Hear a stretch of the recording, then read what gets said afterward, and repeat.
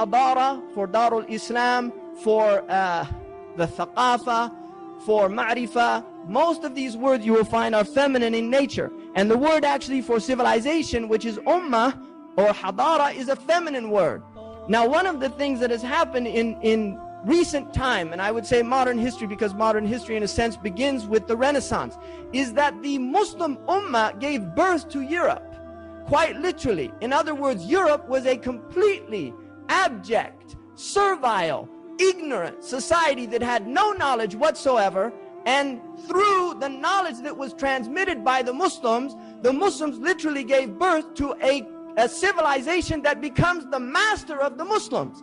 In other words, it's the Muslims who empowered Europeans and secondarily Americans to literally become the masters of the Islamic Ummah. And we're living in an age where the Amma of Allah subhanahu wa ta'ala, which is the civilization that was in servitude to Allah, is now the slave of the arrogant, mutakabbira, this arrogant and proudful European civilization, which has no submission to the authority of Allah subhanahu wa ta'ala, and is in fact in absolute and utter rebellion to the traditions of the prophets.